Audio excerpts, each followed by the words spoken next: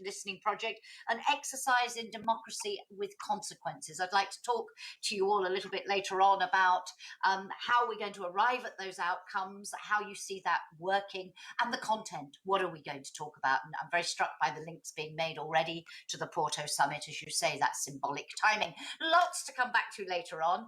It's now my pleasure to give the floor to Guy Verhofstadt, the co-chair of the Executive Board, one of the co-chairs.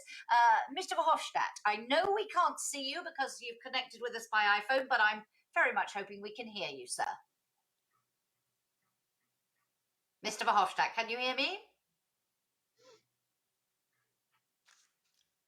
We seem to have a small technical... Can you hear me? Yes, I can hear you now. Thank you very much. Fantastic. So first of all, my apologies that that you don't see me, but that's not a problem. I think the most important is what we have to say, not how we look like. So very pleased that my colleague Anna Paula is there. Very pleased also that my colleague in Parliament, Mrs. Irache, is there, and Helmut Scholz. Because Parliament has always taken a special interest in this conference. It was a request by Parliament already for many years to organize a conference on the future of the European Union. And the reason is very clear. We live in a very special environment and time, a crossroads for the world and for Europe. We have seen the last decades that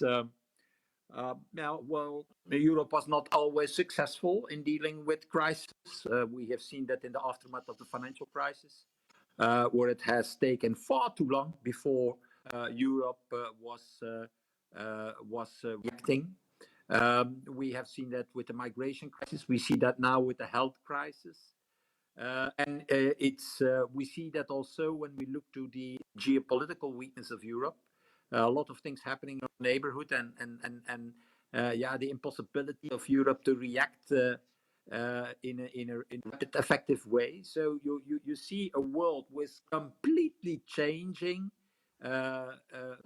more green, digitalization, powers like the Chinese and the US and also Russia taking over, I should say, and dominating parts of the world. And I think it is the right moment to reflect together with the citizens about what is the place of Europe, how can Europe defend its citizens, its interests, its economic and social network in this rapidly changing world.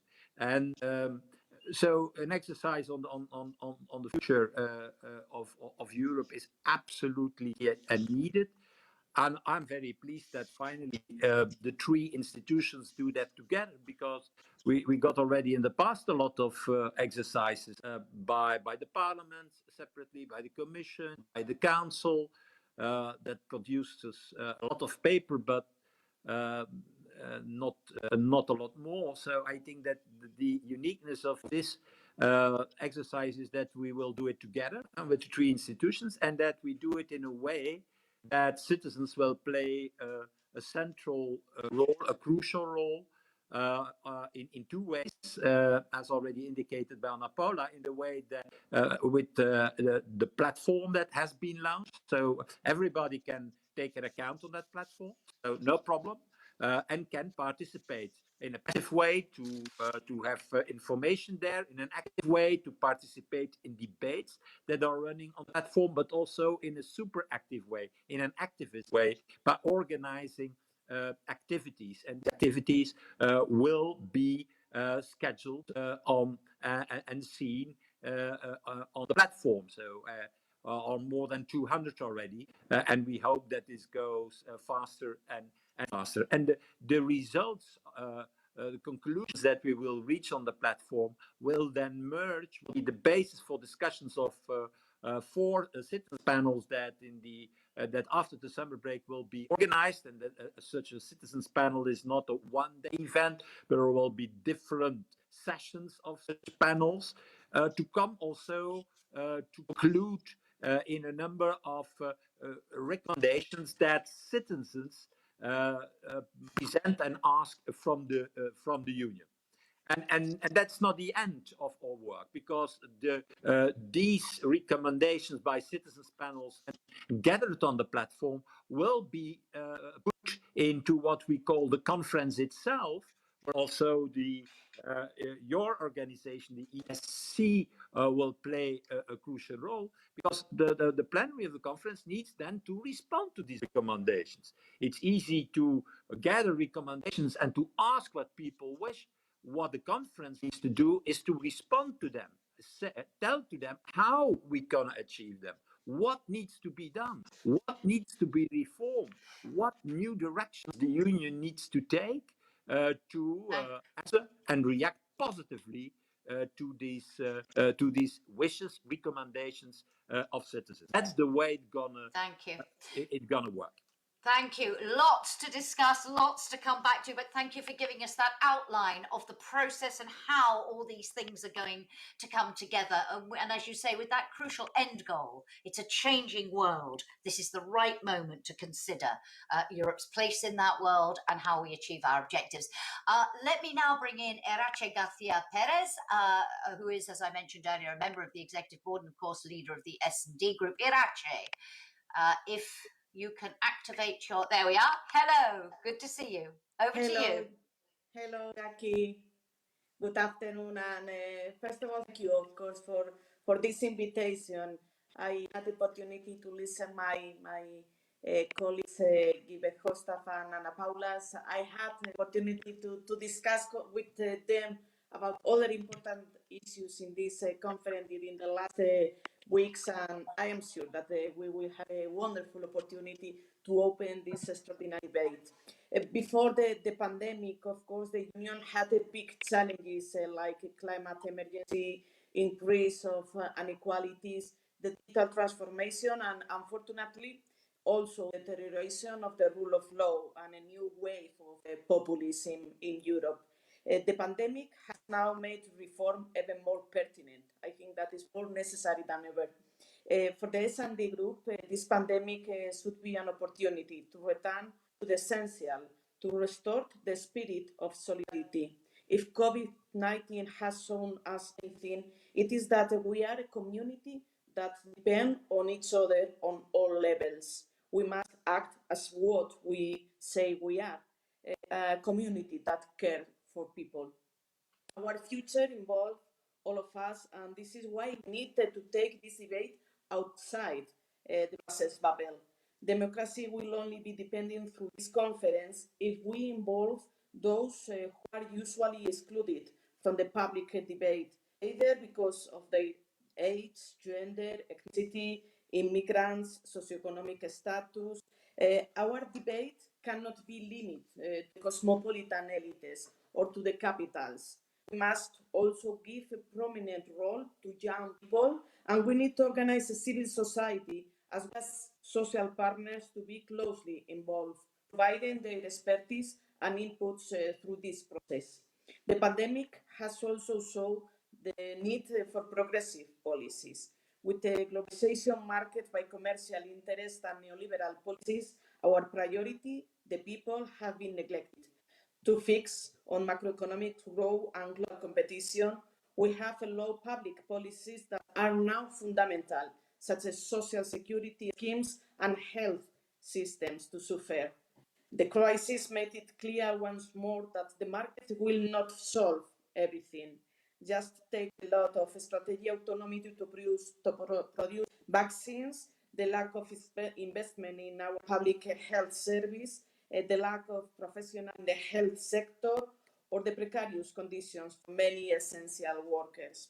The market doesn't reward sectors that are crucial for our well, and the occasional applause is not enough.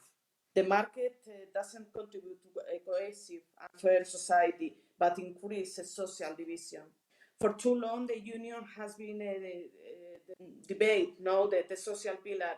I was listening Olivier speak about Porto Santa, and I think that it will be an essential opportunity to speak about it. The social pillar is essential for us. Economic policies have not been accompanied for the social measures. If we see, for example, the recovery plan, this plan is clear that has to be two priorities. One of these is sustainable, that for, of course, it's our priority too, the environmental sustainable and digitalization. But what happened with the social pillar? I think that's important to include this debate in this moment. We also have to put people first and center of green and digital transition, as I say, and include how can we do it our model more resilient for the future, because we know what will happen in the next future, but we see that the austerity cannot be the solution. As Jan said, every crisis is an opportunity to move forward. It is time to take back the reins and strengthen European democracy, and remember that we are here to improve people's lives, to protect their rights and work for the progress to everyone. Let's take the opportunity and move toward a Europe that puts people in the center and leaves nobody behind. Thank you. Thank you so much, Irache, and very struck there by what you said about COVID and the debate and how COVID may be impacting on what will be discussed at the conference and what citizens really, really want to see action on. Something, again, I'd like to come back to later in our discussion. I'm now delighted, and he can't stay with us long, so it's great that we have him with us, at least for a short while, Apostolos Tzitsikostas, President of the Committee of the Regions, and as I said, he is an observer on the executive board, so it's great to have you with us, sir. Over to you. Thank you very much for this, dear President Röpke, dear speakers, dear friends and guests. Thank you for this very kind invitation to our debate today. It is a great pleasure for me to be here with all of you to discuss about this milestone in European Union history. The eagerly, I would say, awaited conference on the future of Europe. Well, in our committee, in the European Committee of the Regions, we have developed this concept of the House of European Democracy with a solid foundation, the regional and local authorities, strong walls, the member states, and of course, a protective roof, which would be the European Union. And this European House of Democracy needs to be, in our opinion, further consolidated. How? By reinforcing the trust of our people in a democracy that delivers in line with the needs, the real needs of our citizens. Only then our union will become a common home for all Europeans. For the European Committee of the Regions, this conference is therefore not an objective per se, but a unique opportunity to reflect on European democracy and to strengthen its functioning and its legitimacy, together with European citizens from all walks of life and corners of the Union, as the joint declaration reads exactly. To do so, however, the Committee of the Regions has committed to the following 4 ways to engage in this conference on the future of Europe. First, we have already set up a high-level group on European democracy, which is led by the President Emeritus Herman Van Rompuy, to provide strategic political analysis on the role of local and regional authorities in the European democracy. Second, we are organizing a series of local dialogues on the future of Europe in our member states, in our regions and cities, with our COR members and other committed pro-European partners, such as the European Movement International, the European Youth Forum, and the main European national territorial associations. We believe that these dialogues are the best way to reach as many citizens as possible right where they live, in their home villages, in their towns, their cities, their regions. The local dialogues are our democratic tool to bring the conference beyond the capitals, and at the same time to reach our citizens within their communities. I mean, we are currently planning many dialogues together, and I would like to use this opportunity to invite all of you to our first local dialogue, which will take place on the 9th of May in Strasbourg with the 3 French territorial associations and with elected representatives and citizens of regions, cities and villages from all 27 member states on the very same day with the launch of this very important conference. Third, we are organizing a series of COR plenary debates on the functioning of European democracy throughout the duration of this conference. And additionally, we are holding two big events, which I invite you to already mark in your calendars. One is the European Week of Regions and Cities, together with the European Commission, which will be taking place this October, hopefully in person and not hybrid like last year. The other one is the European Summit of Regions and Cities in early 2022 during the French Council presidency. And lastly, four, the Committee of the Region is, as the European Economic and Social Committee, represented as an observer in the Executive Board of the Conference.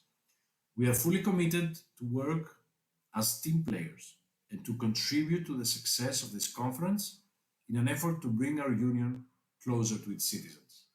This is our role. This is the role of the European Economic and Social Committee as well, with which we have very, very good working relations, and we are moving on to our common future together. So, my fellow panelists, I know that for this purpose, we are currently working to include democratically elected representatives from regional and local parliaments and councils next to the representatives from the European Parliament and the national parliament in the conference plenary. And I'm sure that in the same way, the people that will make these decisions will incorporate social society and economic actors as well, because without citizens, we cannot make this happen. So thank you very much again for this invitation. And I'm really looking forward in continuing our close contact and work together vis-a-vis this conference. Thank you. Thank you very much, Mr. President. And we know you can't stay with us this afternoon, but as you say, it's part of an ongoing dialogue and raising an interesting question there about the relationship between the types of events that you're organising. You said right across cities and regions, starting in Strasbourg on the same day as the inaugural event, and then those dialogues within the COR, how all that is going to come together will be one of the $64 million questions, how we feed all that in and come up with an agenda for action. So thank you so much for your contribution today, and we look forward to seeing you again soon. Thank you very much indeed. We have one more speaker that I would like to introduce to you, who will make opening remarks, and then we will open up for discussion. Remember, you can put your questions in the chat or raise your hands, but I'll kickstart our debate with a few questions to our speakers. Delighted to give the floor now to Helmut Schuss, MEP, who, as I mentioned earlier, is another observer on the Executive Board. Helmut, over to you, if you could activate your camera and mic. Very good. Hello, thank you, Jackie, for this very enthusiastic moderation of the panel until now, and thank you also to Oliver for having been invited to this very important event. I think just on the eve of the Labor Day, tomorrow is May the 1st, and probably in particular in this space, there are a lot of events through all the 27 member states, and therefore I think it is good to have also an understanding on the soon starting conference on the future of Europe, and that is the day of Schuman, the 9th of May, the European Day. But I also want to remind that it is also a day which is dedicated to Spinelli, who with the manifesto, with others, wrote the manifesto of Ventotene when he described the hopes that there is, after the darkest times in European history or in world history, the ability to live together in a friendful solidarity way. And therefore, I think it is also very much necessary to put all the problems very concrete and precise on the proof. And a lot has been said where I can agree in the common description of the conference, with the aims, etc. But let me stress some two, three remarks that probably we have to understand what is the real core of the whole undertaking in the future. So what we have to answer with the conference on the future of Europe, where we are putting European Union as one structure in Europe, into the focus for dealing with future challenges. How we adjust and how we renew the overall European policies, making it possible to meet the global challenges, climate change, by mitigating the loss of biodiversity, overcoming poverty, and that needs concrete answers. And we should put these questions into the focus of the conference. Is the European Union, as it is shaped today, as it our state of play of today, able to deal with these challenges in solidarity within the European Union, but also in solidarity with people, citizens all over the world? And that is a global aspect I want to put a question mark. And the European Union must be social just, must be environmental responsible, and a peaceful European in solidarity with others. And that, I think, is the question in concrete terms. So the social summit will be very soon on 7th and 8th May, as is already told. But what is hindering us to find new ways to organizing the living of citizens through all 27 member states, which are united in a common market, which are united in a European Union on a monetary and economic union, without a common and joint economic policy, without having social obligations which are putting all the governments of the EU member states into the same direction dealing with this issue. So do we are overcoming social dumping, overcoming tax dumping, etc., etc. These are concrete questions of the economic and social realities, which are very often has, in particular with the experience of the austerity policy, put the trust into the ability and in the readiness of politicians to deal with these challenges in the interest of citizens into a deep distrust. And therefore, I would say the EEC is just, and in particular the workers' pillar, is just the right place to raise these issues, these questions. And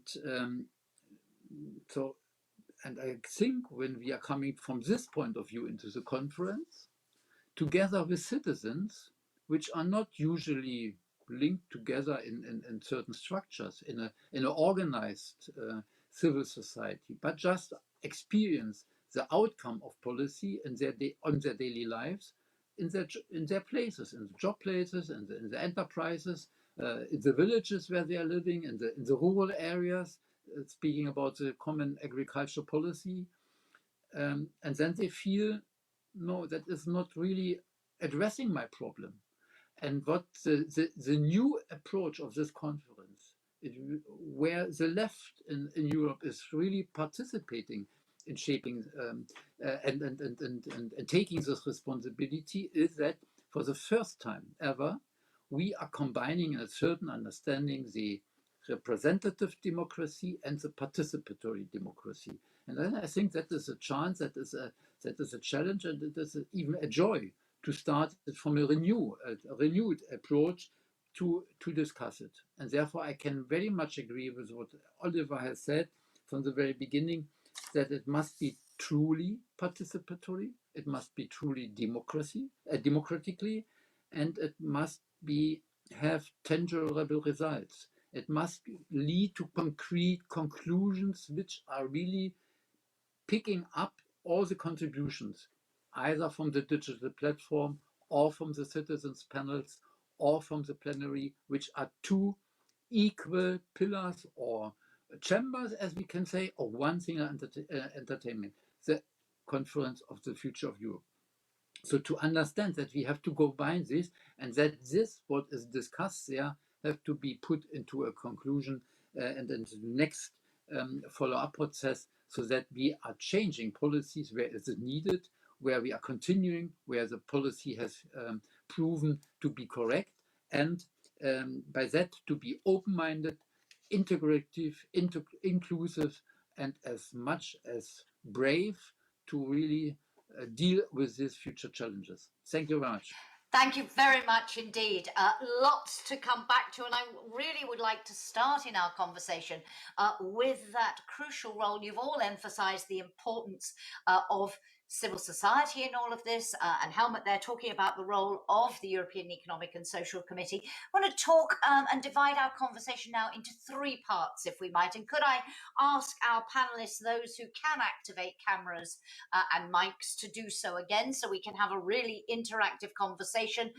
You won't necessarily all appear on screen all the time, but if you're activated, you can jump in nice and quickly. I'm going to try and divide our conversation into three parts. As I said, I want to talk more about that process, not just the question of who needs to be involved and how, but also, and Guy Verhofstadt already began to outline to us how the process is going to work. I want to talk about that a little bit more. Then I want to talk about content. You've all put a lot of emphasis on social Europe, on that link with Porto, on that proving a Europe that cares, a social Europe, as Oliver talked about. Do you favour, as panel, a big long list of issues to discuss? At the moment, it's a long list, lots of ideas, or narrowing it down? How do you see the advantages and disadvantages of bigger, wider discussions versus more focused ones?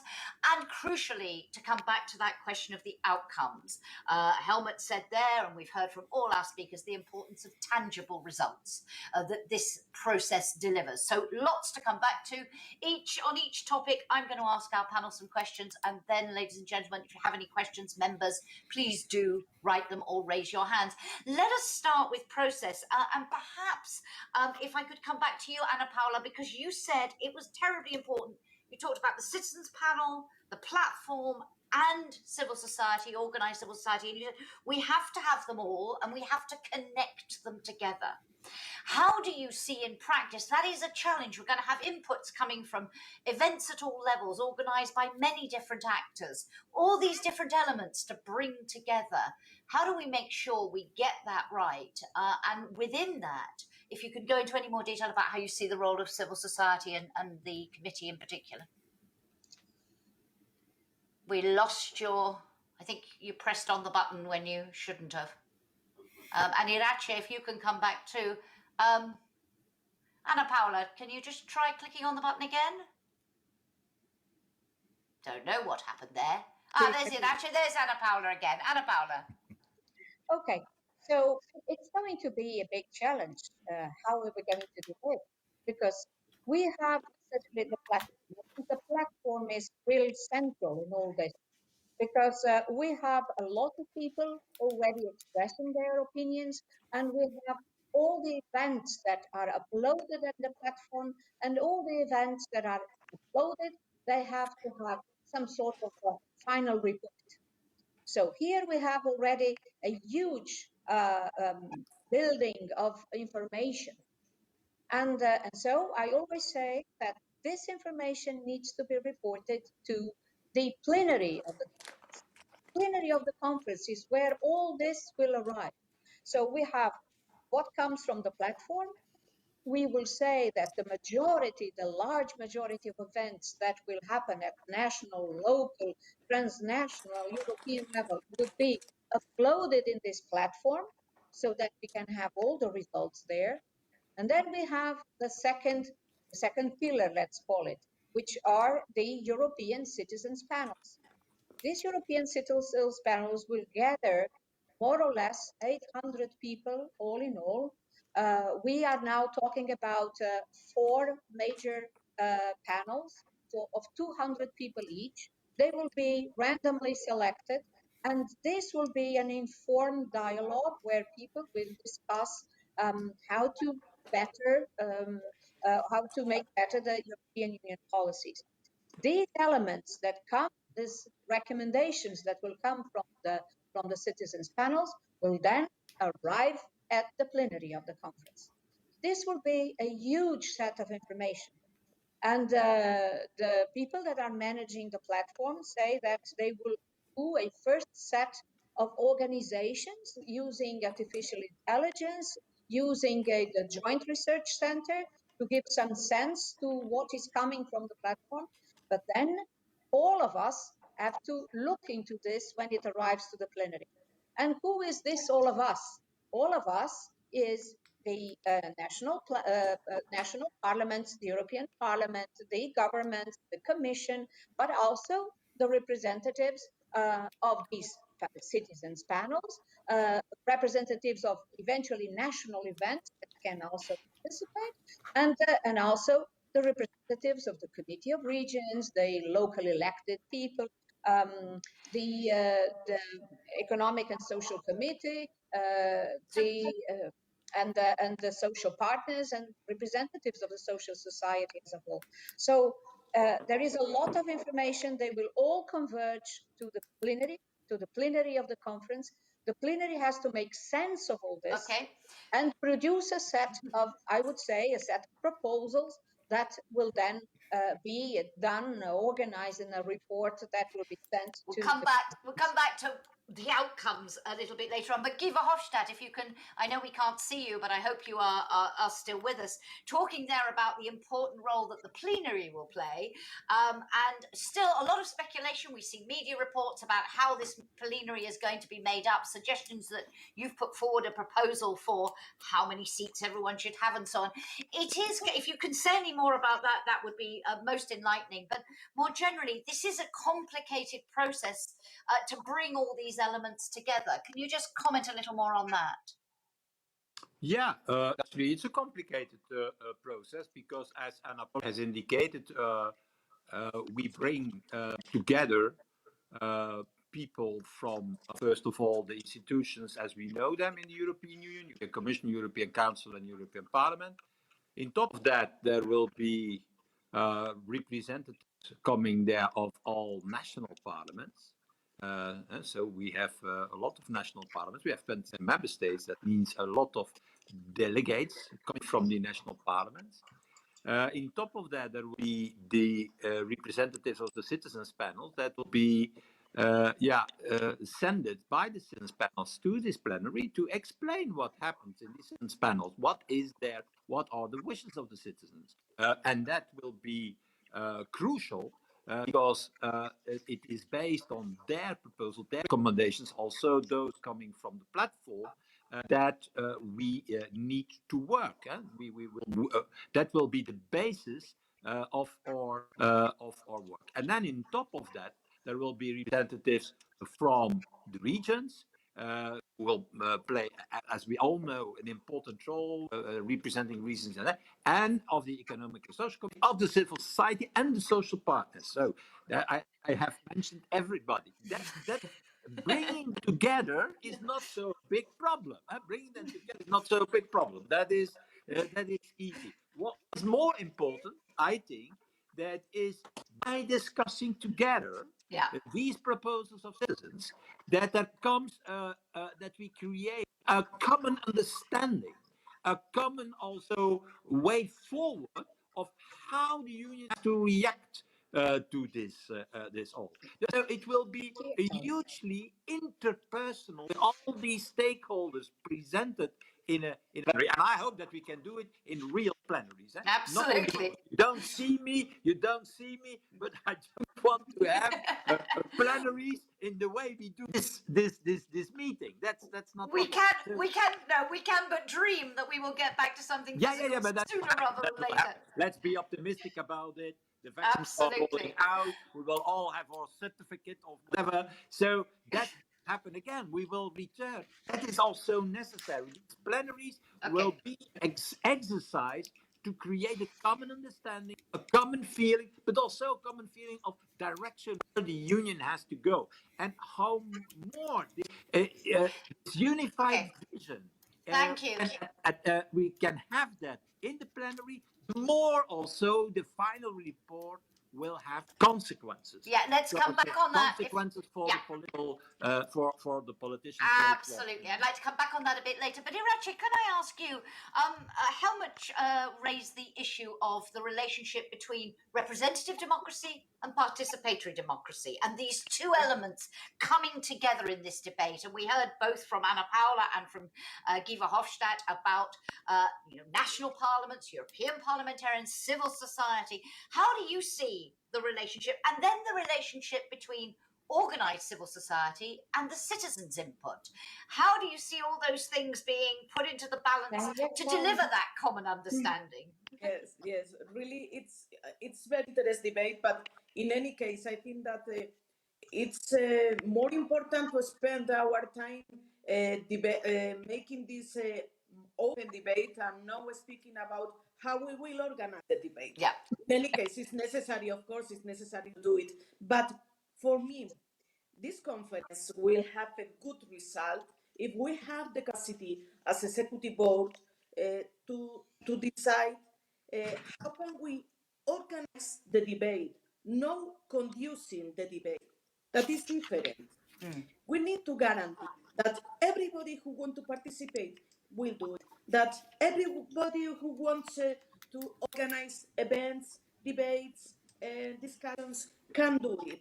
And we need to guarantee that they will do it in all levels, because we are speaking here in Brussels. No, I'm not in Brussels now, but in any case, out of the Brussels bubble, no? Maybe the young people in my village needs to know that we have this conference, and it can be an opportunity for them to say what they want. Because in my first speech, I could tell you, okay, this is my priorities as a political group, but maybe it's not priorities for the young people and from the disability people or from the trade unions. We need to open this Absolutely, debate absolutely. and organize a good Thank you. structure to Yeah. this guarantee. And Helmut, you raised this issue of the relationship between the two, and you described it as a task, a challenge, and a joy to reconcile all these different elements. How do you see that happening in practice? And I know we are going to come on to, as you say, Arachi, it's the content that matters, it's the outcomes that matter, but the process by which we get there is also important, which is why we're spending a bit of time on it first. Helmut, a comment to this, if you would. I agreed fully with Irache that should be maybe the focus. But what I want to stress is there is the spell, the feedback mechanism. And what I think is that we have to establish a permanent linkage between all the discussions we are providing, like it be parliamentarians, like it be representatives from the states or from governments or from the Committee of Region or even from the EESC. But what I think the added value are the proposals, the ideas, the complaints, the questions by citizens randomly selected. And if we are able to establish a linkage between those who are more or less, unfortunately yet, the addressers of policy, and to organize a mechanism that we are making them to makers or co-makers of policy. So to include them and to discuss with them that they are the determining factor of the future of Europe, and to give them not only the feeling but the ability to understand, yet I have to participate in policy making. If I'm not participating, then policy is done without me, and I'm the addresser of policy. So by that, to create a joint understanding that if we not all are participating in the conference, then the conference will probably not be very much successful. Then we are containing in what we have several times organized already: conferences, discussions, exchanges of view. But I want to have more. I want to have an inclusive participation and enabling citizens to understand that issue. Thank you very much. Oliver, you emphasized this point right at the beginning when you talked about, yes, absolutely bottom up, citizens absolutely vital, but you also very much stressed the role of organized civil society, and indeed the resolution from the committee that has just been approved this week and published very much puts civil society at the heart of this. Can you explain why you think it is so important? Helmut, they're emphasizing it's the citizens, the randomly selected citizens, that must be at the heart of this to make it different. But why you think it's so important also that generally organized civil society, and the committee in particular, plays a central role? Yes, well, Jackie, I don't see a contradiction on the one hand side with participatory democracy and the direct platforms, the online platforms, and on the other hand, I don't see also a contradiction between the citizens panels, the direct involvement of citizens, and the involvement of civil society organizations. I think both are necessary. We made the promise to the citizens that they should contribute, that they can contribute, and that there shouldn't be any obstacles. And I think, therefore, it's important to deliver on this with those platforms. But on the other hand, it's also crucial that we give those people and organized interests a word which are also representative. And therefore, I think both are really crucial. And here I would like to subscribe what the president of the Committee of Regions, Apostolos, said, because he mentioned that they had already a plan and action plan and so on. And it's the same in our committee. We have also an action plan and a talk group, dedicated a talk group, and we plan also going local activities with organized civil society organizations in order to involve our colleagues there and in order to deliver. And I think this has to go hand in hand, in hand. But as Guy Verhofstadt said, in the end, that should arrive at the conference itself, at the plenary. So therefore, it's also important that we are represented there as EESC, and this is foreseen. As far as I know, I hope it will remain as it is. And I read it on the chat. Someone wrote, one of our colleagues, Maria, it's not only about collecting opinions, it's also about delivering. And I think one last sentence, managing expectations, it's key here, because we have to collect, but then I think also the organizations play a crucial role to see how we can form this into concrete actions. And once again, for me, it's important that we should leave all options on the table. I think we have mentioned at the beginning all the challenges we have after the pandemic, but also the geopolitical opportunities and challenges. And this makes it really necessary that we leave space for fundamental reform. I want to come to that very point now. There is an interesting question that sort of links together the process with the content and what we should be talking about and the open-mindedness, coming from Maria Nicolopoulou, who says, I very much agree with the statement that it's not a question of collecting opinions but delivering with actions. But I would like to ask how you think the EU should handle requests and demands originating from Eurosceptic groups or that go against our common European values or against human rights. It's going to be a challenge. If you say we want to hear everything and we're open-minded, you're going to hear things you don't want to hear. Let me weave that in, if I might, to our conversation. And Irache, perhaps this time I could bring you in first. In terms of what should be discussed, and obviously we're talking about collecting these inputs from the citizens, but do you believe that at the end, the aim should be for the plenary to identify a small number of targeted actions, so really focus the conversation, or should it be a broad conversation that continues to discuss on all the different tracks that are mentioned in the joint declaration and others? I mean, I'm very struck that when you look, there are over 1,200 ideas already posted on the digital platform, but many of those, 150 of them, don't come into any of the categories already mentioned. So we're going to get a proliferation of ideas. Do you favour, Irache, if you can turn your mic and camera on now, a broad approach, or to try to distill this down and focus on the most important things? Yeah, I understand perfectly well your question, and sometimes I make the same question. And really, I think that we need to, first of all, to try to organize all conclusions. These conclusions cannot be like we want. Maybe sometimes we will have some surprise, or maybe there are more people who want to advance in the health union, or maybe no. Maybe they prefer to have this competence in the member state or in the regions. And in any case, we needed to try to organize the conclusions. And we as a plenary has to receive all this information to create our, I don't know how, if creating, for example, working groups by areas to try to study the conclusion and to do a real conclusion for this open debate. I think that this must be the procedure. In any case, The only condition that the citizens has to participate in, for example, the platform and in other events, is to respect the European values.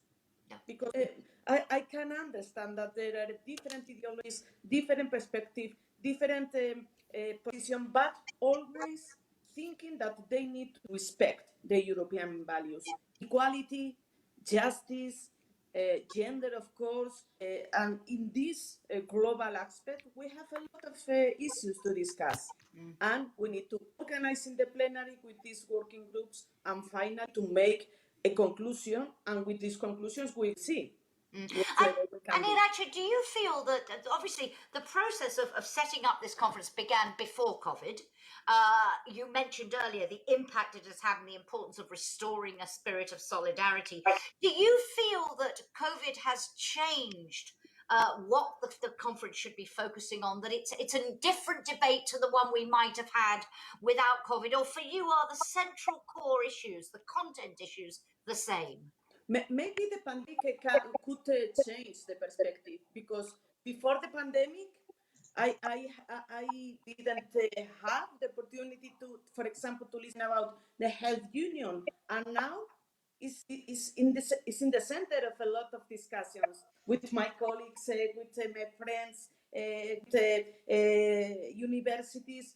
I have the opportunity to discuss a lot about it, for example, about our role as Europeans in the international sphere. Yeah. With the vaccination strategic, we could rethink in a lot of issues that maybe before this pandemic was not in our agenda, and now it's in the agenda. Thank you. And Guy Verhofstadt, if I could bring you in here in terms of the balance between focusing on policy issues and on institutional issues, if you like. This is a debate, and as somebody mentioned earlier, the Eurobarometer figure, I think it was Anna Paula, the 92% of people who do believe their voice should be more heard, 3/4 of them think this conference can make a difference. Come back on the managing expectations point in a moment if we can. But for you, where is the balance? Do you think there is an appetite among citizens to discuss institutional issues at depth, or should we focus on, as the workers group and as Oliver has, and I'll give him a chance to expand on this in a moment, focus very much on social progress, social issues, social Europe at the core, delivering on what matters to citizens? Where do you see that balance between the institutional and the policy?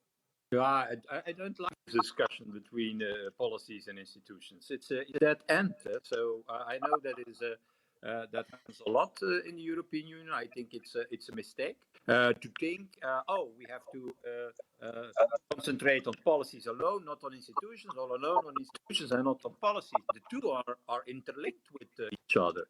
Let me give you an example. When we see, for example, that there is an incapacity of the European Union to react in our neighborhood to attacks by, for example, Russia or other key players, and we cannot react.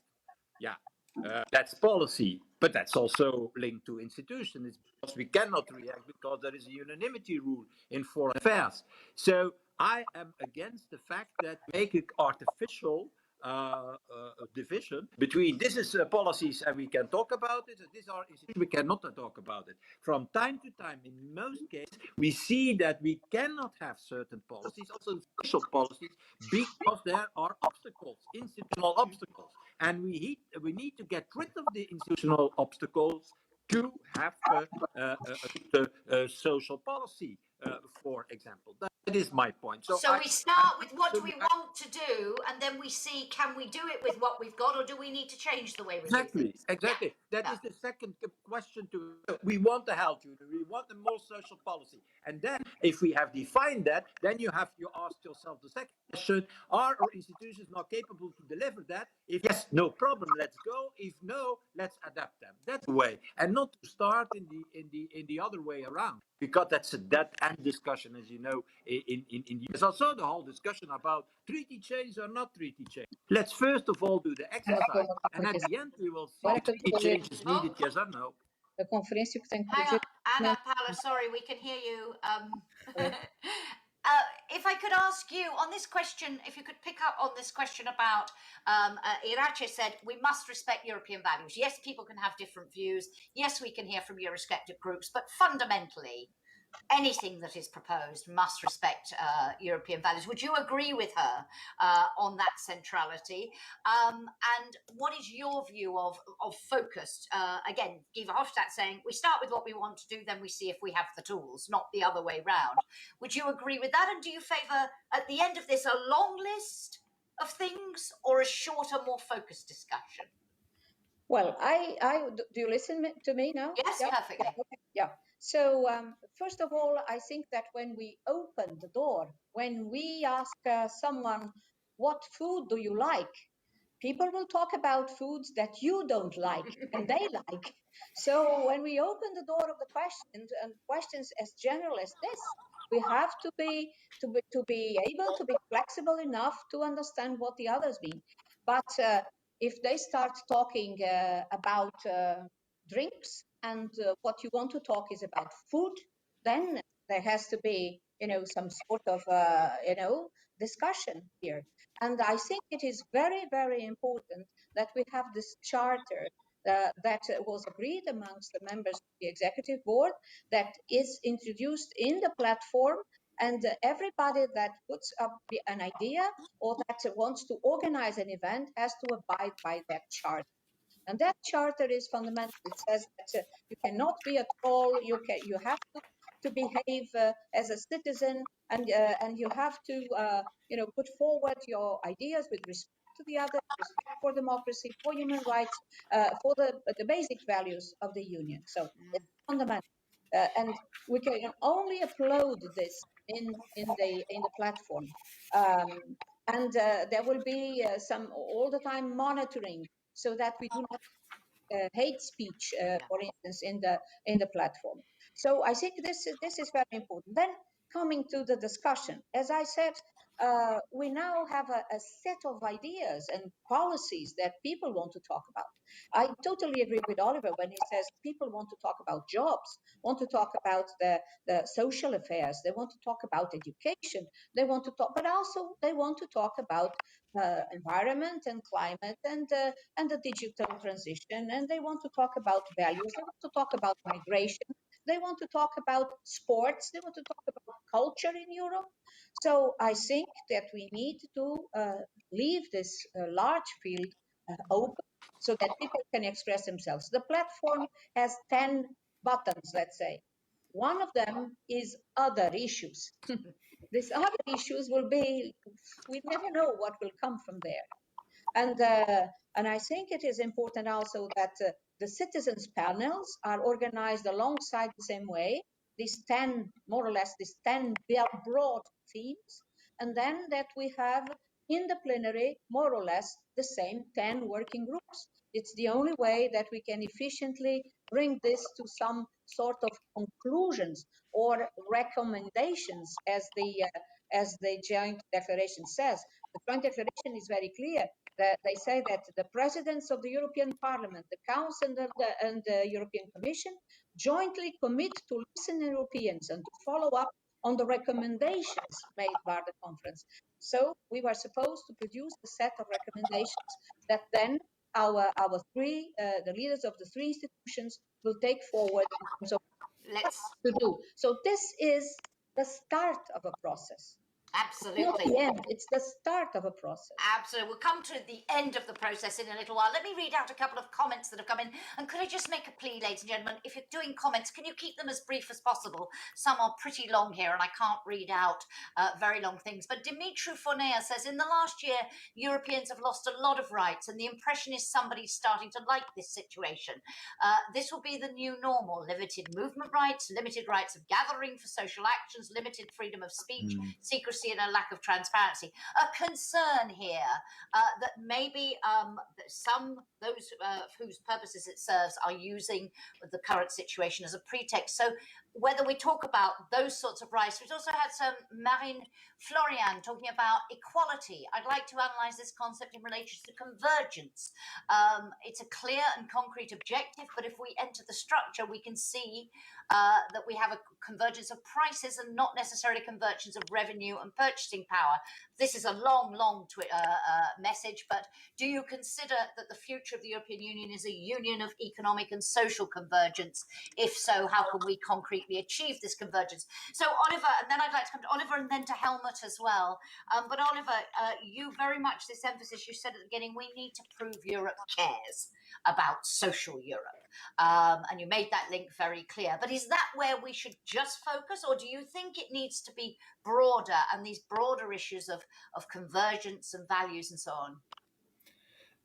Absolutely. I said it at the beginning. I wouldn't limit the contributions and the scope of this conference. But of course, from our point of view, social Europe and the social rights and the living and working conditions of people. This is not only limited to workers, but the living conditions of people should be there should be an upward convergence, definitely.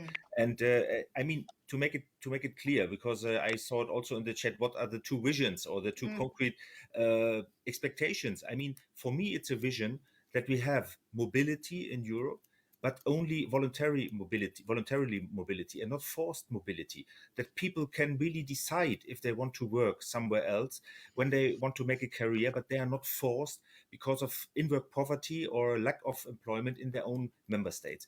And therefore, I think upward social convergence, this is really crucial. We need not only for the economic and monetary union, but also for the I would say for the reputation and for the acceptance of the EU within member states, within workers, within the workers' class. We need more upward convergence. Otherwise, I think this project really risks to fail. And therefore, I appreciate very much that the EU now is more active in fields which were before exclusively left to the member states. And I think we should always respect, and we know this as trade unions, we should respect functioning social systems, social security systems, collective bargaining systems. But Europe should also set standards. This is absolutely crucial for me. And one word, because I agree, let's focus on the needs and on actions, and then let's see if we have to make institutional changes. We have, for example, we have brilliant initiatives for European Labour Authority. Just, I think, 1 year ago, we made it in order to fight social or wage dumping and to have more fairer competition. We have this, but now I don't hear many things. So let's focus that those existing initiatives are being completed and that they work in the end. Thank you very much. Helmut, I want to bring you in a minute, but Irache has to leave us in a moment. I hope she just didn't. I saw her camera disappear. But Irache, if you are still with us, I wanted to ask you just one last question.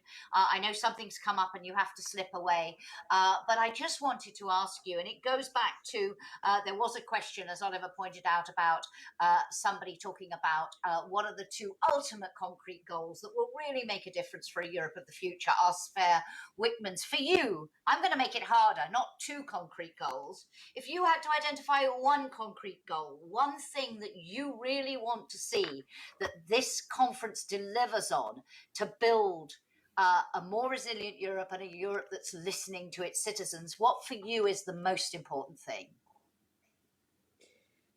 It's so difficult to choose only one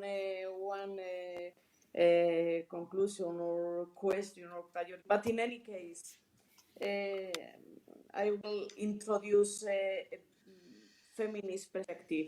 I would like to listen more about this equal society with the gender perspective and with all perspectives, of course. How can we guarantee the fairer and social justice Europe. Thank you very much, and thank you, Arachi. I know, as I say, something's come up and you have to leave us, but we are very grateful to you for being with us. Thanks. Helmut, let me come back to you on this question of the content and the focus of the work of the conference. If you can activate your camera again so I can make sure. And then I want to come back to this question of managing expectations, and I'd be interested to have the views of Anna Paula and Giva Hofstadt on that. But Helmut first, in terms of the content and the focus. I mean, I agree with all who had already said that the content must be as broad and as open as possible. There should be no barrier. There should be no barrier for anyone who to put his proposal, his ideas into the conference.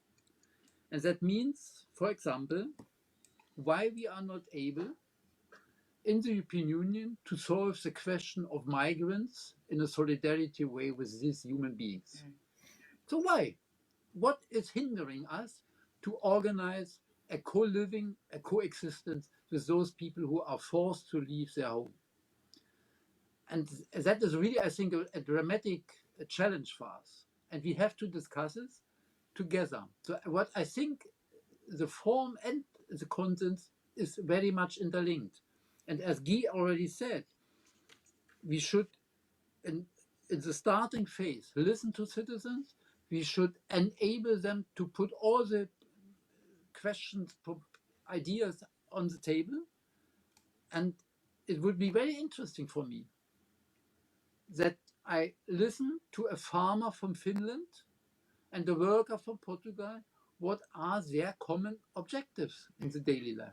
What is the determining problem for them in European policy? So do we have something in common?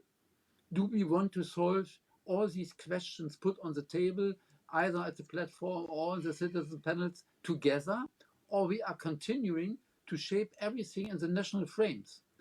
And that, I think, is also one of the contents of the conference. What is the added European value to solve the problem in the interest of the citizens?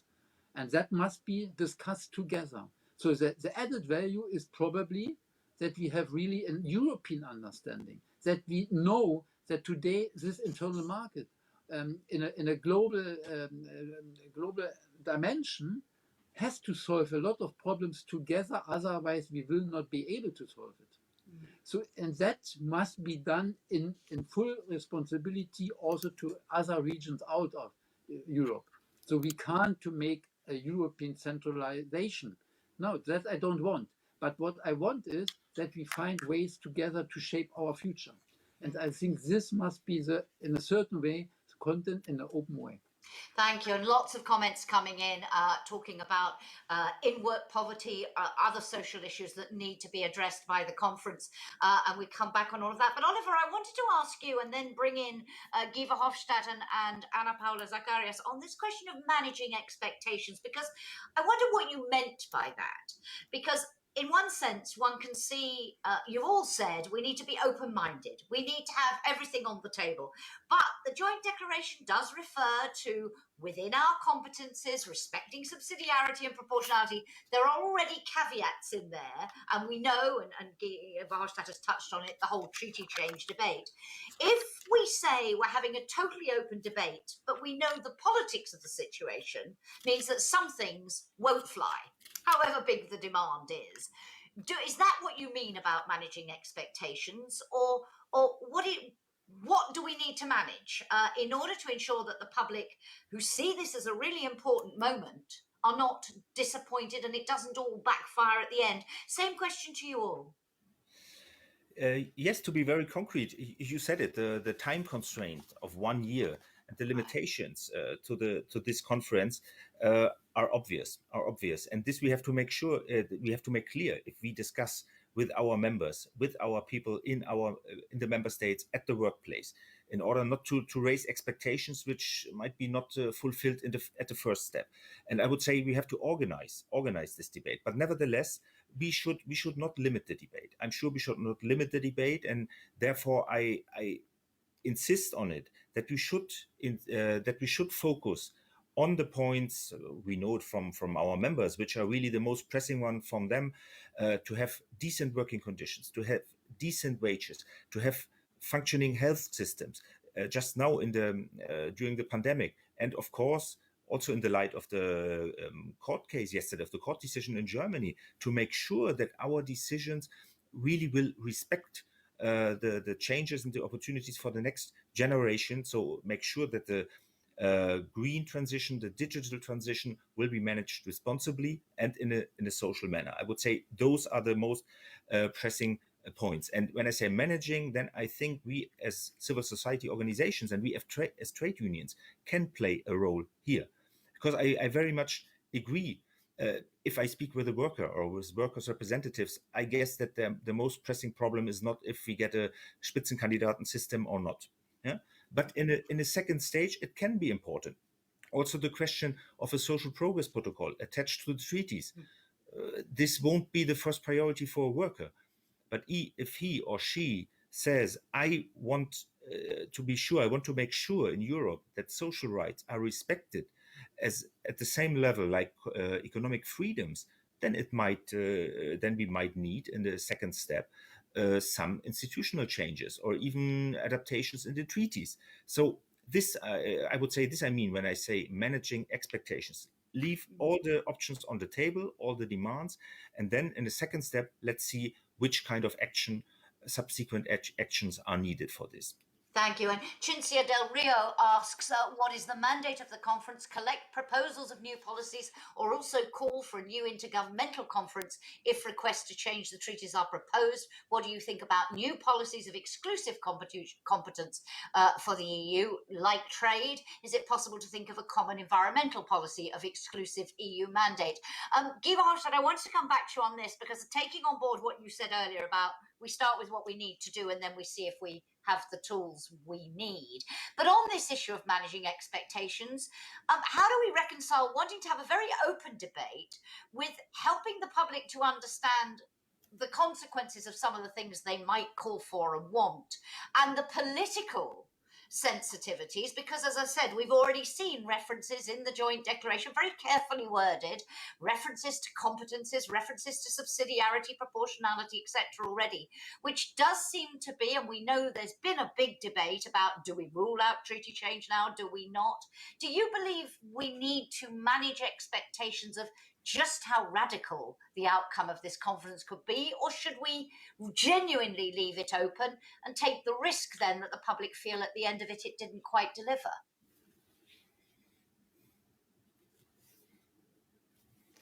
Guy, can you hear me? Yeah. Can you hear me?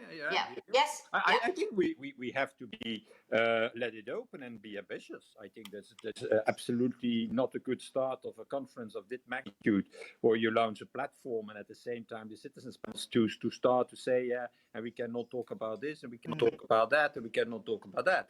So naturally, your referrals that you do to a number of words in the joint declaration, I can tell you that's the typical wording that we use already, that I use already 40 years. So that is not the fact. Subsidiarity, for example. Naturally, we will respect subsidiarity. There is nobody pro-European who wants to make from Europe a European superstate, organizing everything. Subsidiarity means that you organize on the level the closest by the citizens and where Europe can have an added value. That is what we are talking about. And so it's good that, for example, the principle of subsidiarity is again mentioned because that takes away this fear that pro-Europeans wants to Europeanize everything and so on. And that is not true. So it's good that that is in there. But let's be ambitious with this conference. And like I said, we have to start. I agree with Oliver, from a broad, not excluding nothing, and then we will go through the platform and through the citizens panels to a more concise, limited list of actions and recommendations that they have, and then we can, on that basis, we will work, because the whole system behind the platform will also make the difference between an idea that is once launched and supported, and ideas on the platform that will resonate a lot with many people. That's the whole issue of the platform. The platform is not a sort of place everything can put things on it if we respect the charter naturally and the values in the charter, but it's not a neutral place. It will say what are the ideas and what are the debates that many times come up and that many people can support, and the citizens panels will be the second phase in which we can direct these ideas more concrete recommendations. But And you have to start broadly. This is no it should be a big mistake to start to say, yeah, okay. And the fact that we have these 10 boxes that Anna Paula has already mentioned on the platform and later on in the citizens panels and in the conference is already a good framing, the best framing you can imagine. And just a quick question, because it's a factual one. Franca Salis Madinian says, by what criteria will you select citizens to participate in the conference? And Antonio Moreno Diaz, Jose Antonio Moreno Diaz replied to her, very good question, Franca. Random, I'm afraid, but it isn't strict. It's not completely random, as I understand it, is it? It's more a question of saying random but representative of society as a whole, age-wise, geography-wise, gender-wise, and so on. Is that right? Give us just a follow-up, and then I want to come to Anna Paula. It's the way you hear me? Yeah, hear you perfectly. Okay, it's the way you explain it. So, and it's also a specialized organization together with the Commission who is do the selection. And the only way we are a little bit going further than but randomly is by saying that as young people represent 1/3 of the population, but many of them cannot speak because they are too young. Well, let's overrepresent 16 to 25 in citizens panels. That is what we do. And then on the representation of countries, that is done with the system of digressive proportionality. That's a very complicated word to explain that it's proportional. Every country will be represented, but small countries will be a little bit more represented than the big countries. And just a very quick follow-up to that, someone just asking, Pierre-Jean Coulon says, what role in the conference for people, citizens from candidate countries, Western Balkans, for example, could be a good occasion to involve them better? Has this been discussed at all? And then I am coming to you, Anna Paula. Very short one. So they can, as an individual citizen, participate in the platform because there is no geo-blocking platform. That is foreseen, and nothing more than that. Thank you very much. Anna Paula, if I could bring you back in, and coming back to this point about managing expectations, Oliver suggesting one of the reasons we need to do that, more than anything about what's on the table, is the time frame. How much can you do? There are calls from some people to say, why this spring 2022 deadline? It's not enough time. We should, and I think we've seen calls from the Parliament, some parliamentarians on this, have the possibility to go on for longer if we need to. How do you see that issue? It's very easy. That could be one of the conclusions of the conference itself. It's as easy as that. For now, what we have to produce by the spring of 2020 is a report. We have to produce a report on what we have heard from the citizens.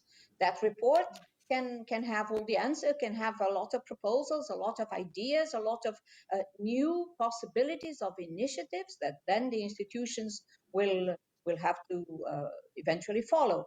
The question is on the continuation. As I said, this is not the end of a process. Spring is not the end. It will start a follow-up mechanism, let's call it like this. After in the spring, then institutions will have to look into what the conference has produced and start to look, as we say here, how to follow effectively to this report, each in their own sphere of competences, the three institutions. So we have to see. But I would say that when we talk about managing expectations, is also about the idea that this is not a panacea to everything. We're not going to sort out all the problems of the union with a conference. We have to get, the proportions of the things. This is an important exercise, but also I have to, I am not a parliamentarian, but I'm very cautious with this. This is a complement of representative democracy.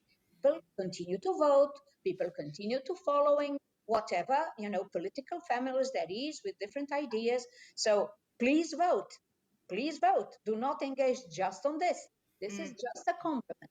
Then I think there is another element that I think it's very important. It's in this assembly, in the plenary, we will have, yes, the citizens, but we also have elected officials, and we also have organized civil society. Elected officials, be it parliamentarians or governments. And it is important that there is this interaction so that the citizens can really understand what are the possibilities of what they present, what is hindering a certain process. Why can't we just, build a union of health as strong as we would like, for instance? What is the meaning of that?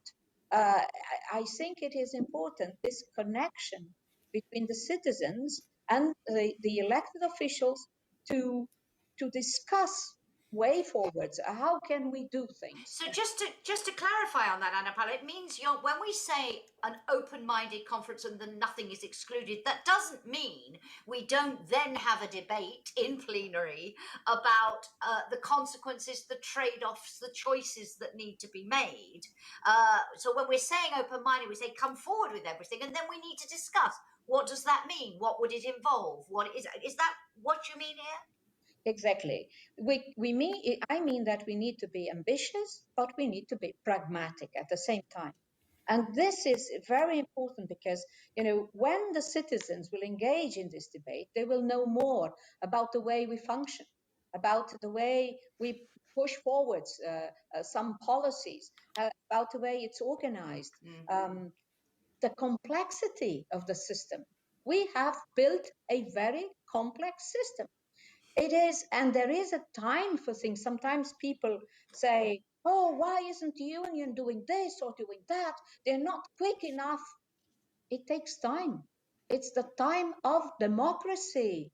Democracy takes time. We need to have these debates, these discussions.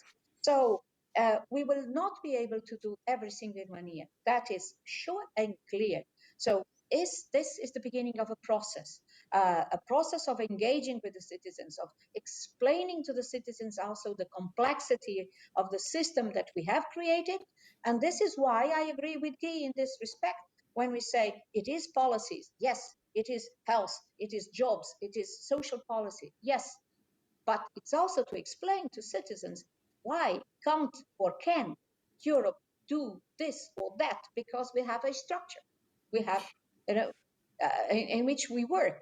And I think it is important that the other element that I think it's very important is more information about the union. Sometimes I say to people, if we paint blue whatever is around us, where the union has an impact or as an influence, we would live in a sort of blue world, because it's the quality of air, it's the quality of water, it's it's everything about the characteristics of the plastic of this thing we were writing with. It's the phones. So it's everything has the finger of the union somehow, and this is what brings us together. Okay, absolutely.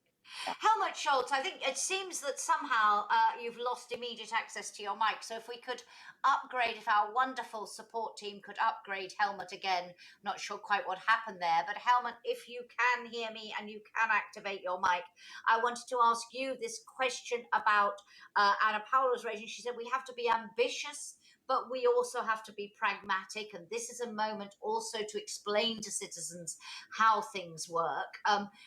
There is a risk there always that people think, oh, this is going to be them explaining why they can't do things.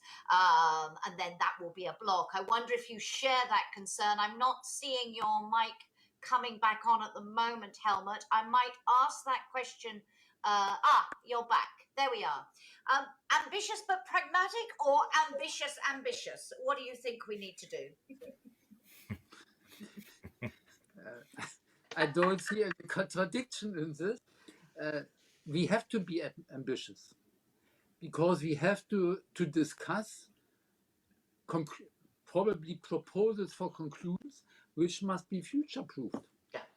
So I think we have already shortly discussed yesterday the federal constitutional court in Germany just decided that the climate law of Germany must, of course, deal with expectations and with the challenges for guaranteeing that the burden for dealing with the climate change is not only taken to the future generation. So what does it mean? It means we have to be ambitious in readdressing our policies. And I saw in the chat the question, what does it mean, equality Yeah. of somebody who has really badly paid job places? So what does it mean for him to talk about the future of job together with businessmen or with scientists or with doctors, etc., are in a totally different social situation compared with them? So what does it mean, equality? How we are establishing a social just and I say equal assessing the European Union for everybody to deal with challenges and to guarantee that they have a life in dignity, that they have a perspective for them and the children and the future generation, and that in all aspects, in an open society. Also the migrants coming here, or those from the neighboring countries looking at how the reality of world and doing in the European Union is shaped daily by the governments, by the parliaments, by the societies of all the 27 member states. And do we have an entity in the cultural,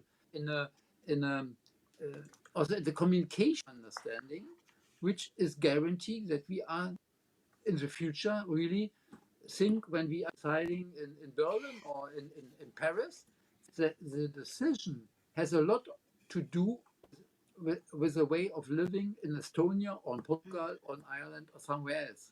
So what the experience of a lot of people during the austerity policies after the financial crisis in 2008, 2010 had led to a deep distrust into policies, and that we have to overcome. So I mean, that is ambitious and that is pragmatic. Absolutely. Can I ask, I want to come back on this time frame question to you, Oliver, but Tadeusz Makrovic, apologies if I've mispronounced your name. I'm not sure I quite understand your question. You say, will EESC members reserved a link to the conference? I don't know whether you're asking about how they'll be represented or whatever. Perhaps either you could raise your hand or elaborate a little bit on what it is you want to know. But Oliver, are you reassured? Anna Paula, if I could translate what she's saying to the report is by spring 2022, but that's the beginning of the end of the beginning, not the beginning of the end, as it were, that there is a whole process to come after this. Does that reassure you more about what they're trying to achieve within the first year?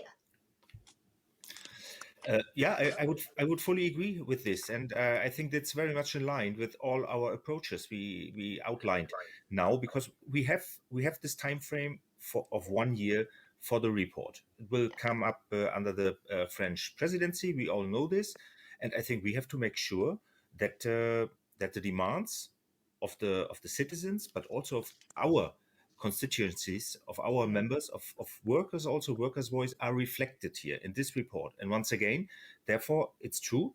It's the end of the beginning, and then we have to see that there's that it is ensured that we have a proper follow-up, and that we will once again all the options, we will have them on the table. And I think the question of one of the members, I think it was the question how the EESC is involved in this. Yeah. That was my.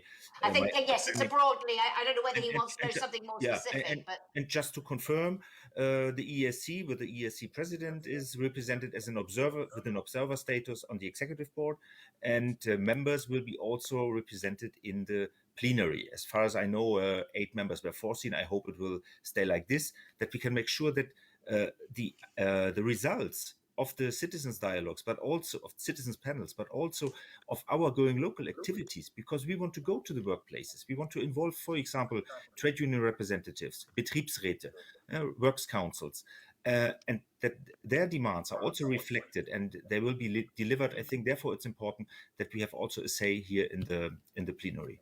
Thank you, and I hope that answers your question, Tadeusz. Guy Verhofstadt, if I could bring you back in here, just on this question of when we talk about delivery now, and we talk also about the public and understanding the complexities of some of the things they may call for. Do you see? What I was really asking, I suppose, is how do we balance explanation? Because Anna Paula made it clear she sees a really important role for this conference in also helping people to understand the complexity of some of these issues. But isn't there a risk there that sounds to a member of the public like the EU saying can't be done? Or do you not see a problem there? No, I don't see a problem there. I think that with the platform, we launched debate about Europe for many people who maybe until now didn't participate in that debate, and by doing that, we'll better understand what the challenges are. And then secondly, certainly in the citizens panels, like I already indicated in my first intervention, it's not an exercise of one day, of a few hours. These people will really participate in 3 to 4 physical gatherings, also probably working in smaller groups. Will be experts present so that these experts can explain exactly what the challenges are and what the difficulties are. I think the advantage of doing so with the platform, with the citizens panel involving experts, is that I don't see really a problem that people will say, oh, I don't understand it, or oh, they are again trying to find reasons not to do it because it's too complex. That will not happen. By the way, the citizens panels will not be led by politicians. That will be done by moderators and experts as such. And so I think I'm very confident in what we with the co-chairs and the executive board have already put together for the citizens involved. And naturally, next year, when we have to respond to these recommendations in a way with the proposals and reforms, it's also another big part of the job. And on what will happen afterwards with this, I think that the conference is a success and massively people have participated to it.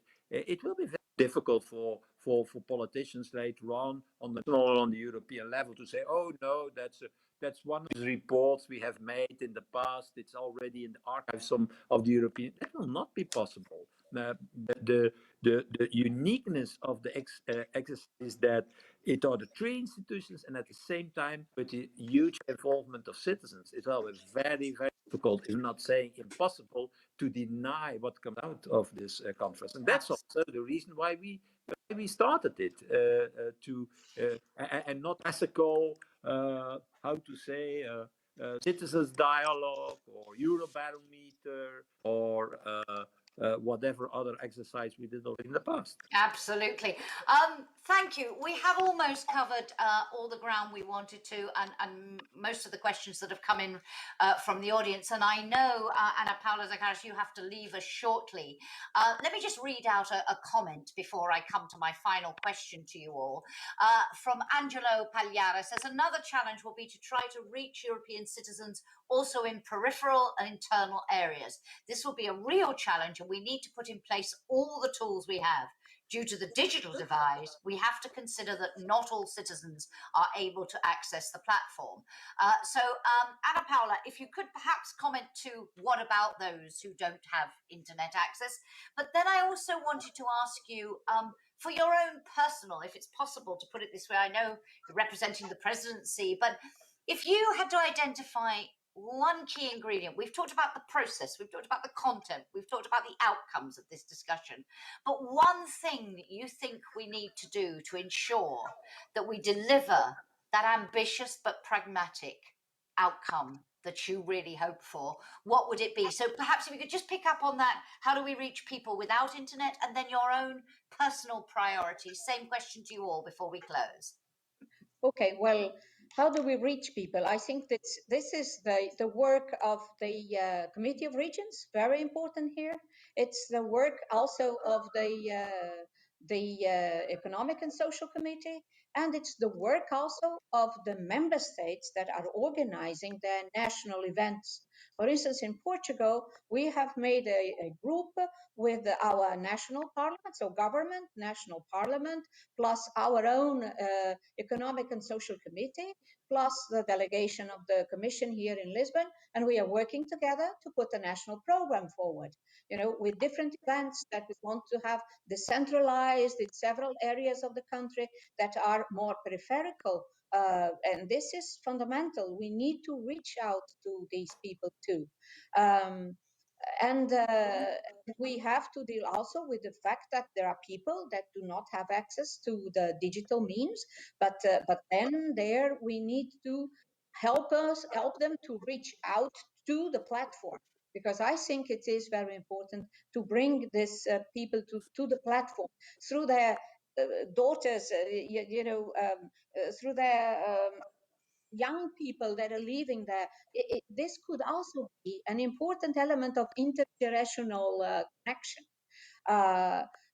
We need to think of them. That I totally agree. They are fundamental. We need to reach out to something. I don't like the sound of it because in Portugal it has not a very good connotation. But to reach out to the silent majority, we really need to reach out to them.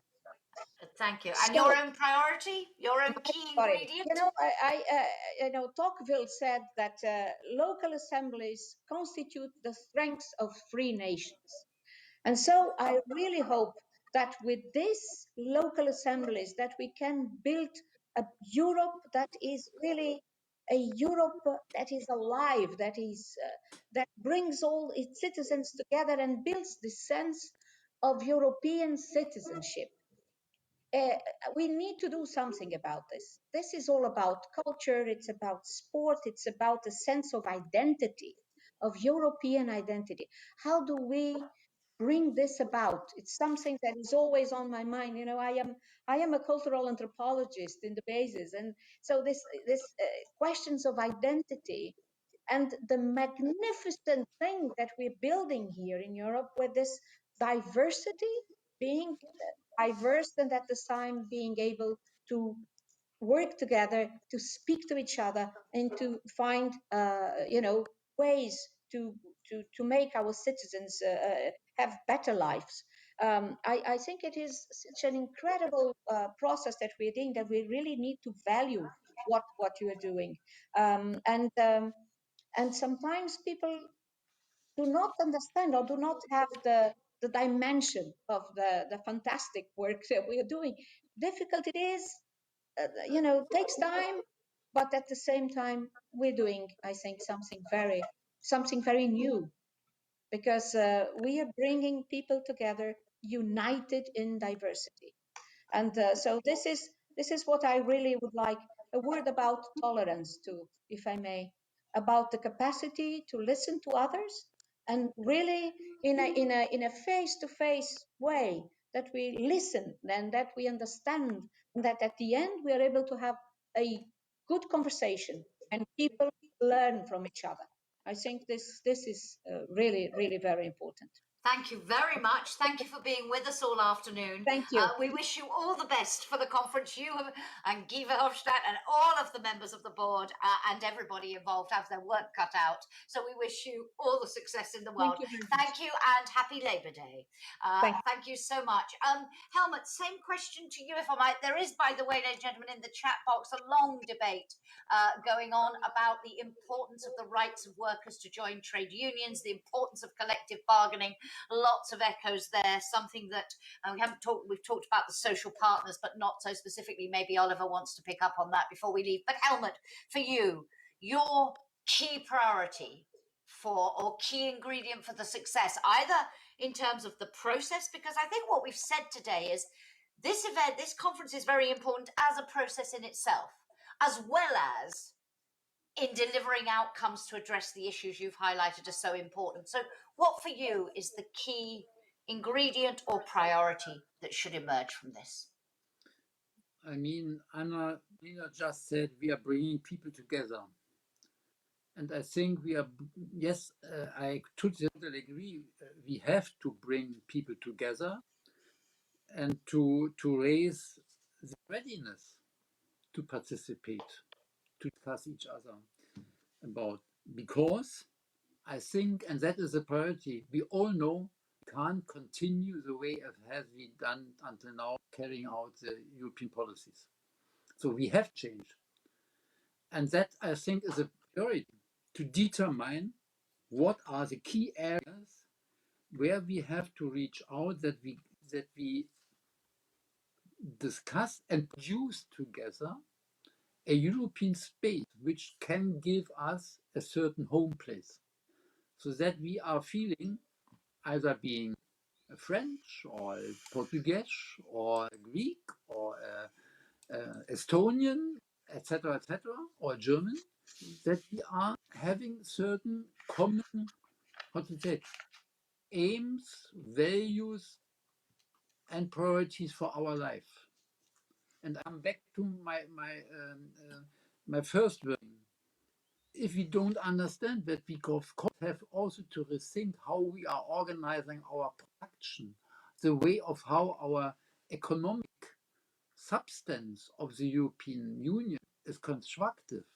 We will not be able to deal with the future challenges. So, I mean, we have at the same time to discuss a lot of questions, and all they are burning issues.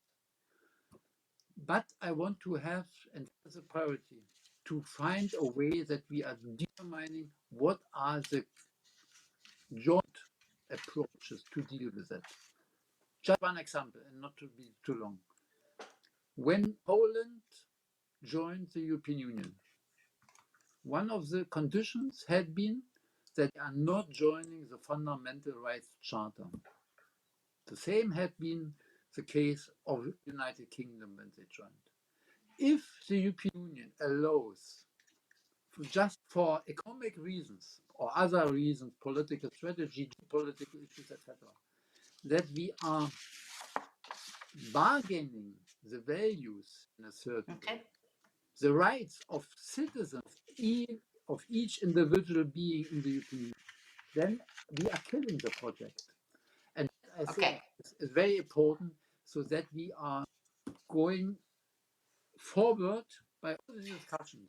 And there are, of course, a lot of inequalities, and we have to overcome them, but to take it together. Thank you very much indeed for that contribution and all your contributions this afternoon. Guy Verhofstadt, a final thought from you, and then I'll hand to Oliver to close. What's your question? My question is, to ask what is my key priority? Exactly so. Well, I'm going to do the mistake that I'm always doing. Always making. I will talk about institutions. As you said, the two are inextricably linked. So no.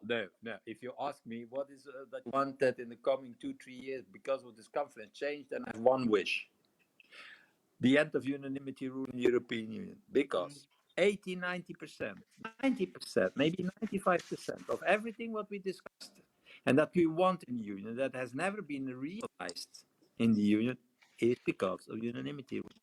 We want a social minimum, it's not there because of unanimity ruling. We want a real migration policy together, it's not there because unanimity makes it impossible. We want a strong Europe in the geopolitical world who can be effective. Why it is not there? Because there is unanimity ruling.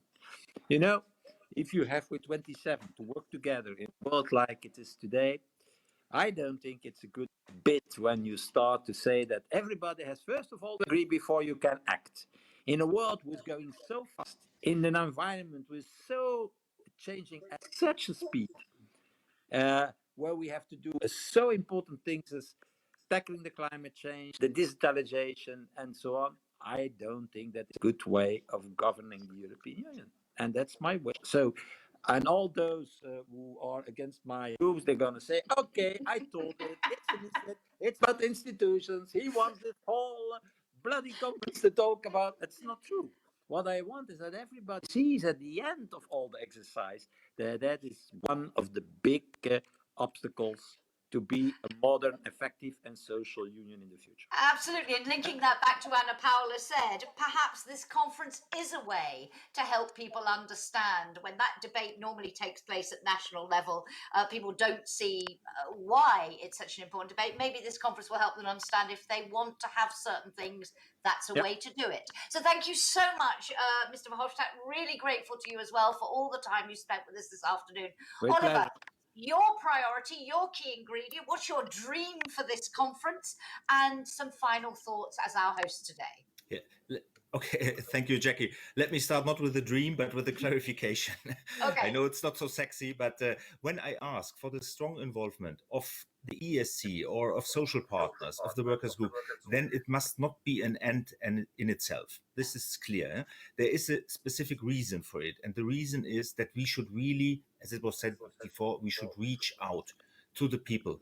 And my experience is often in member states, when I go to Vienna or to other member states and we have debates, then often we debate with experts or with the other, I would say, usual suspects who attend those conferences, which is fine, which is okay. But I think we should go beyond. We should go beyond. And I think here we can play a crucial role as trade unions and as a civil society organization. That's the reason why I asked for the strong involvement, just to clarify this.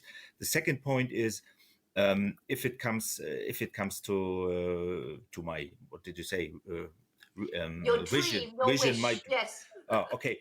Let's say the last Eurobarometer survey showed that 9 out of 10 Europeans consider social issues very important for Europe. So they ask definitely that Europe should be active on this and shouldn't leave it only to member states. This is important for me. And here we should start and we should combine it with the question and with the principle of participatory democracy.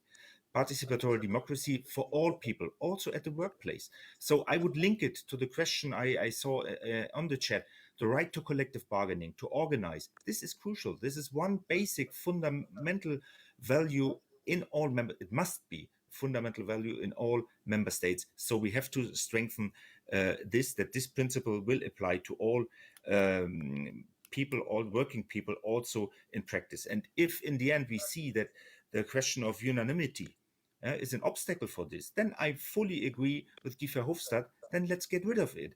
And we try it. We have also some opinions already for the field of social policy, the passerelle clause, and so on. So if we can make here some progress, we will be definitely an ally in order to achieve a more social Europe, because this, in the end, of course, it's for us, our vision as trade unions. Thanks a lot. And please allow me to thank also the participants who are still with us. Guy Verhofstadt, I appreciate it very much on a Friday afternoon that you could make it, and also Helmut, and of course the others who had to leave already. But thanks a lot, and also to you, Jackie. Thank you very much, Oliver, and may I add my thanks. It's on the eve of Labour Day to stay with us, and thank you, so many of you, so many of the members have also stayed with us and been contributing to a very lively chat, and so thank you for all your contributions.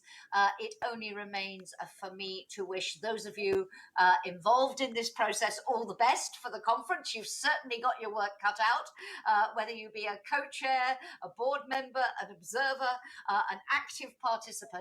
There's a lot to do and there isn't much time to do it, but we are immensely grateful to you all. I wish you all a very pleasant weekend. I wish you a happy Labour Day, and do stay safe. Take care and goodbye. Thanks. Bye-bye. Bye.